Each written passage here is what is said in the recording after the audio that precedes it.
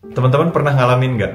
Keburu-buru dalam mengambil keputusan. Setelah diambil, terus nyesel. Aduh, kok tadi gue mutusin gitu ya? Atau sebaliknya nih, pas ada hal yang harus diambil keputusan, tiba-tiba ngeheng. Apa yang harus dilakukan? Apa yang harus diputuskan? Nah sebenarnya kalau kita tahu satu hal ini, kemungkinan-kemungkinan kayak gitu bisa dikurangi. Ternyata ada caranya untuk menginstal rumus cara mengambil keputusan dalam hidup. Jadi setiap hari kan kita tuh mengambil keputusan-keputusan ya. Tetapi masalahnya tidak setiap hari atau nggak setiap waktu kita punya waktu panjang untuk melakukan berbagai analisis, pertimbangan sana-sini. Kadang-kadang kita harus mengambil keputusan yang cepat.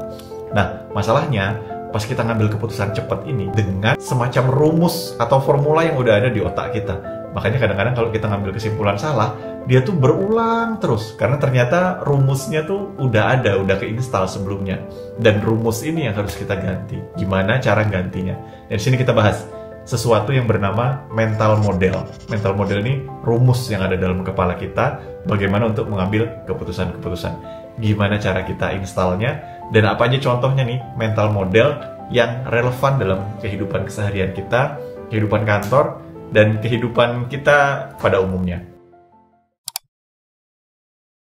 Kita mulai dengan cara kerja otak dulu. Jadi otak ini punya dua operating system, dua cara bekerja. Yang pertama adalah slow thinking, yang kedua adalah fast thinking.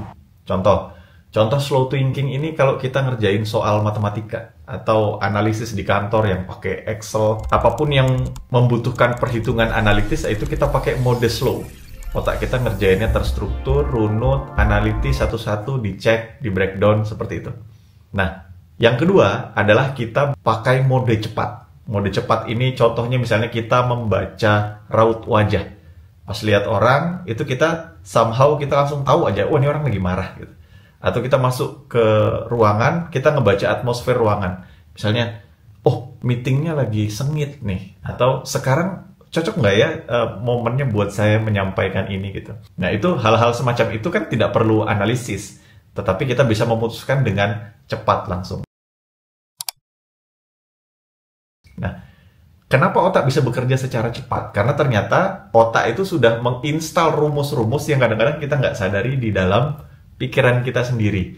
Jadi, kalau begini, maka begini. Kalau begini, maka begini. Nah, itu rumus-rumus yang udah diinstal dalam otak kita. Lalu kita bekerja berdasarkan rumus-rumus yang udah ada. Contohnya mungkin kayak rumus di Excel ya. Kalau kita di Excel, kalau kita misalnya jumlahkan semua angka yang ganjil gitu. Nah, itu kan kita buat rumus tuh pakai sama dengan if. Kalau dia ganjil, maka dijumlahkan. Kalau dia nggak ganjil, maka dibiarin gitu. Atau jumlahin semua yang angkanya lebih dari 10 misalnya. Nah, kayak itu kalau dia lebih dari 10 maka dijumlah, kalau enggak maka dibiarkan gitu.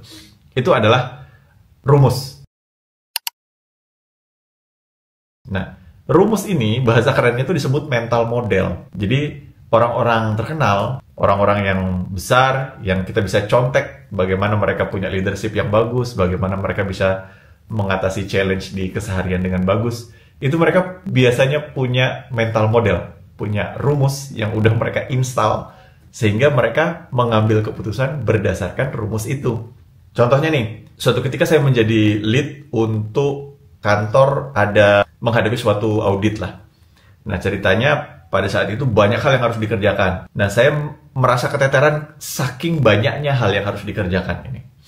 Nah, tapi kemudian setelah ngobrol sana-sini, saya baru nyadar bahwa orang lain yang sudah terbiasa dengan audit itu, mereka berpikirnya adalah tidak mungkin kita bisa lewat tanpa temuan. Pasti ada temuan. Jadi sekarang yang harus kita lakukan adalah kita fokus pada temuan yang berdampak besar, yang punya dampak major. Kita kerjakan dulu itu. Sehingga nanti yang lain-lain biarin aja tapi dampaknya nggak major gitu. Karena tidak mungkin kita tidak ada temuan gitu.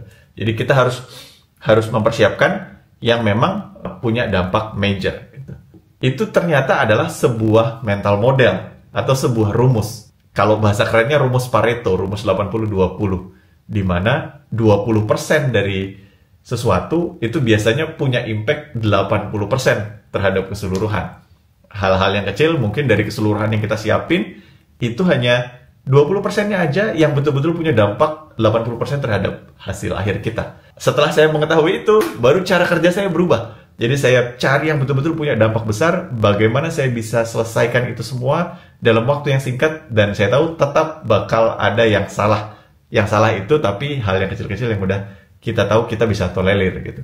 Nah, itu adalah salah satu mental model. Kalau kita balik ke dalam contoh Excel tadi ya, kenapa selama ini saya mengambil keputusan dengan cara yang salah? Karena ternyata saya menginstal rumus yang salah. Saya masukkan formula Excel yang salah. Misalnya, selama ini kalau pekerjaan sangat banyak, yang saya lakukan adalah berarti saya harus kerja semakin keras, dan semakin keras gitu. Padahal boleh jadi yang orang lain lakukan berbeda. Orang lain lebih efektif dengan ngelihat tadi mana yang punya impact 80% terhadap hasil akhir. Mereka fokus di situ. Jadi saya punya rumus A, orang lain pakai rumus B. Rumus saya yang salah, maka saya mengambil keputusan selalu salah. Nah, ini penting banget untuk kita tahu sebenarnya seperti apa logika kita, logik kita dalam mengambil keputusan. Dan kita challenge, ini logik saya benar nggak dalam mengambil keputusan? Pas kita udah tahu, jangan-jangan yang salah bukan saya nggak mau kerja, tapi logik saya yang salah. Formula yang saya install ini salah. If saya yang salah. Pas kita udah tahu, kita pakai if-nya orang lain, kita pakai formula rumusnya orang lain, ternyata dia bisa menghasilkan hasil yang lebih bagus. Nah, jadi itu namanya mental model. Teman-teman kalau mau bisa cari banyak contoh-contoh mental model yang bagus. Tadi contoh pertama adalah Pareto ya, 80-20. Contoh lainnya itu misalnya second order thinking. Jadi kalau kita punya sesuatu yang besar yang mau kita putuskan, kita pikirkan impact 2 langkah ke depan. Misalnya kita memutuskan untuk membeli mobil, let's say, dan itu bagi kita sesuatu yang besar yang kita bingung nih, iya nggak gitu. Kita pikirkan impact-nya, kalau saya beli ini, kemudian 2 bulan kenapa? Habis itu saya bakal apain gitu. Jadi second order thinking, kita berpikir, habis ini kenapa, habis ini kenapa. Itu salah satu contoh rumus juga gitu. Jadi kalau ada sesuatu yang besar, yang bingung kamu memutuskan, pikir 2 langkah ke depan apa yang bakal terjadi. Itu bisa jadi salah satu. Atau ada lagi rumus if berikutnya. Saat kamu menggebu-gebu ingin memutuskan sesuatu, jeda dulu, ngopi dulu misalnya. Jadi itu rumus juga tuh. If kamu menggebu-gebu, stop, jeda dulu, ngopi dulu, baru ambil keputusan. Karena biasanya pada saat kita jeda dulu, itu kita memberi kita kesempatan untuk lebih reflektif, untuk bisa mengambil keputusan. Nah, itu beberapa rumus-rumus, itu banyak, bahkan ada bukunya berbagai mental model yang dipakai oleh orang-orang terkenal. Itu bisa kita copy dan mana yang relevan dengan kehidupan kita bisa tiru. Nah, cara menginstalnya itu, yang pertama, bagus dicatat memang. Jadi kalau nggak dicatat kan kita suka lupa tuh. Catat apa mental model yang bagus. Misalnya, ada satu mental model namanya Circle of Control, yaitu fokus dengan hal-hal yang ada dalam tanda kutip pengaruh kendali kita. Nah, kita catat.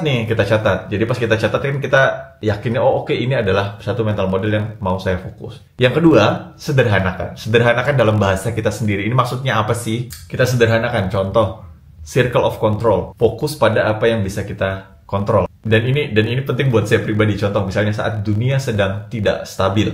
Waktu itu harga minyak sempat jatuh, terus kondisi perusahaan agak gonjang-ganjing.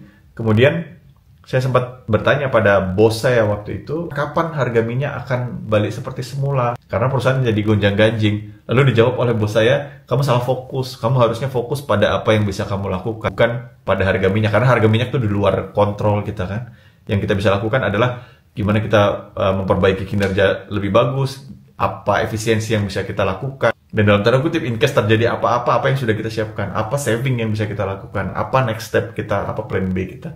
Nah, hal seperti itu yang kita bisa lakukan. Kita sederhanakan. Jadi, kita bahasakan dengan bahasa kita sendiri sampai kita dapat feel-nya. Dan yang terakhir itu kita refleksikan secara rutin. Karena sekali itu nggak mungkin bisa. Dia biasanya, karena kita udah ke-install rumus yang sebelumnya, kan kita install rumus baru tuh kadang-kadang agak sulit tuh. Install sekali mental, install sekali lupa gitu. Tapi emang harus berkali-kali. Kita gabung dengan kebiasaan journaling, kalau kita suka journaling, reflektif setiap minggu atau 2 minggu sekali kita lihat ke belakang apa mental model yang kita coba terapkan, apa keputusan yang kita sudah pakai mental model itu, apa yang kita lupa pakai mental model itu, atau kita udah coba tapi kok belum berhasil, kenapa gitu. Nah, itu kita refleksi, karena pas kita refleksi berulang-ulang, dia makin lama tuh makin keinstall, dan lama-lama dia udah menjadi habit, kebiasaan kita. Apalagi kalau mental modelnya kita dapatkan dari seorang yang punya otoritas ya, misalnya orang yang kita segani, manajer kita, atau senior kita, atau mentor kita, itu biasanya tuh lebih cepet installnya tuh, karena kita nggak punya mental block, kita ngerasa, oh iya bener nih, gitu. Terima kasih sudah memantau sampai akhir. Mental model apa yang teman-teman tertarik, yang mau coba diterapkan, bisa tulis di kolom komentar. Sampai jumpa di edisi berikutnya. Assalamualaikum.